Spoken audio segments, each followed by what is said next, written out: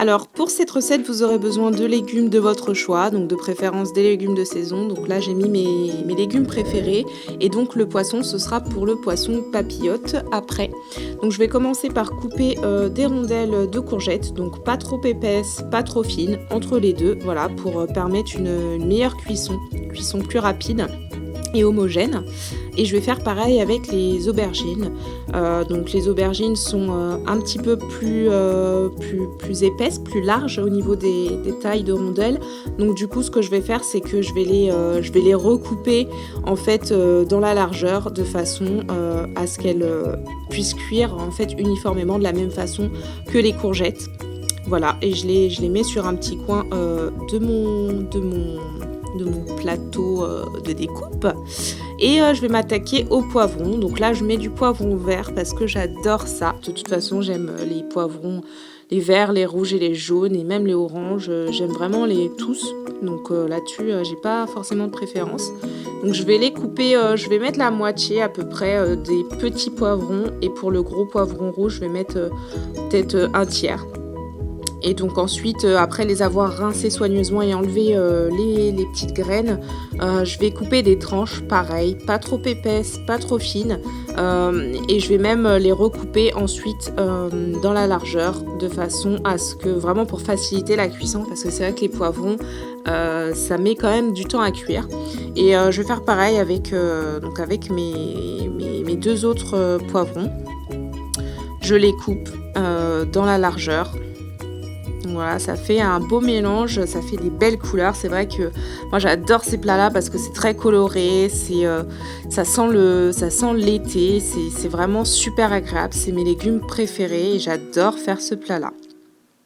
Donc ensuite, je vais prendre mon oignon rouge. Donc je préfère mettre de l'oignon rouge, mais bon, si vous avez de l'oignon blanc, c'est pareil. Mais moi, pour une question de goût et de couleur aussi, d'aspect, c'est vrai que l'oignon rouge, j'adore ça. En général, j'utilise que ça dans mes salades, dans mes plats.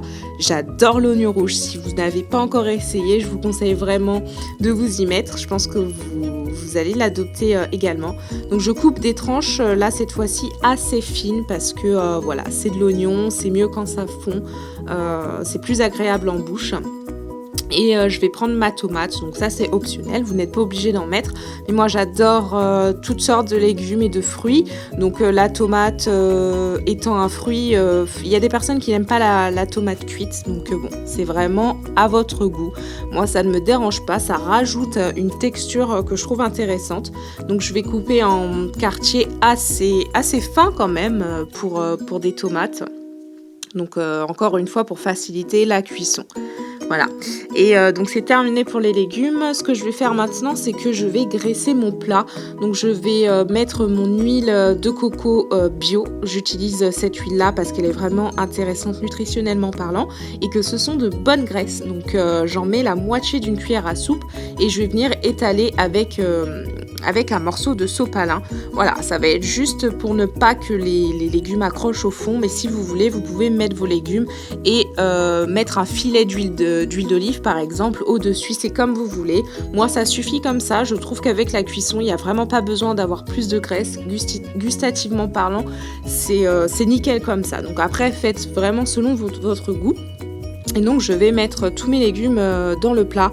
Je vais un petit peu les mélanger rapidement de façon à ce que voilà, ils soient pas tous uniquement d'un côté, qu'on ait un beau mélange, des belles couleurs qui se mélangent entre elles. Et donc on va passer à l'assaisonnement. Donc pour l'assaisonnement, alors moi j'adore les choses qui ont du goût, donc je vais mettre des herbes de Provence. J'adore mettre ça dans mes plats. Je trouve que vraiment ça donne vraiment ce goût particulier, ce goût du sud un petit peu. Je vais mettre de l'ail bien sûr, parce que l'ail, je trouve que vraiment ça relève vraiment les plats. Donc de l'ail c'est indispensable dans tous mes plats. Et je vais saler, donc là j'utilise mon sel rose. C'est un sel qui est non raffiné et pareil qui a des nutriments intéressants pour la santé. Et sans oublier le poivre, voilà, avec mon moulin à poivre en fait. Là c'est 3 poivres et c'est vraiment très bon. J'en mets pas 3 tonnes parce que je suis pas non plus fanatique du poivre, mais je trouve que ça relève et que voilà, c'est l'assaisonnement de base quoi. Voilà, on en a fini pour l'assaisonnement et pour le plat. On va le placer au four Moi j'ai mis à 225 degrés, donc pendant à peu près 20-25 minutes à surveiller et à remuer de temps en temps. Donc voilà, une fois que c'est cuit, on va pouvoir dresser. Je me suis aperçue lors du montage que il y avait une partie de la vidéo qui avait disparu, peut-être que j'avais mal cliqué sur le bouton d'enregistrement. Bref, le poisson n'a pas été filmé, donc j'avais fait une papillette de poisson que j'avais l'intention de vous expliquer, de vous montrer en détail, mais ça n'a pas été filmé malheureusement, c'est pas grave, c'est tout bête, je vais vous dire ça rapidement. Vous mettez votre pièce de poisson dans un morceau d'alu, vous assaisonnez à votre goût, donc moi j'ai mis du poivre, j'ai mis du sel, j'ai mis de l'ail, j'ai mis des herbes de Provence, j'ai mis un brin de thym et j'ai mis de l'huile d'olive et du jus de citron également. J'ai refermé le papier alu et je l'ai passé au four pour à peu près 10 à 15 minutes. Et voilà comment j'ai fait pour le poisson papillote. Mais bon, je vous referai une vidéo si nécessaire, c'est vraiment pas compliqué. J'ai décidé pour ce plat de rajouter un avocat. Donc j'avais de l'avocat que mon père m'a envoyé des Antilles. Donc c'est des avocats qui sont super bons. Ça n'a rien à voir avec ceux qu'on trouve ici en métropole.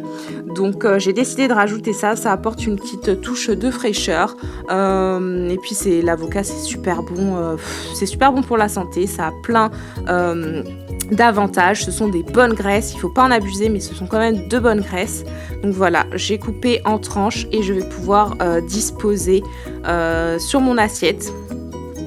Voilà, donc comme vous pouvez le voir, ça fait une assiette qui est vraiment haute en couleurs, vraiment qui fait envie. C'est le type de repas que j'adore faire, je ne me lasse pas de faire ça. Donc comme quoi, voilà, quand on mange pas de viande, on n'est pas forcément restreint, on va dire. On peut faire des bons plats sans viande. Donc là, la petite photo pour Instagram, bien sûr, toujours. Et voilà, j'espère que cette vidéo vous aura plu, vous aura donné des idées. Si vous la reproduisez, dites-moi ce que vous en avez pensé. Je vous fais des gros bisous et je vous dis à bientôt pour une prochaine vidéo. Bisous!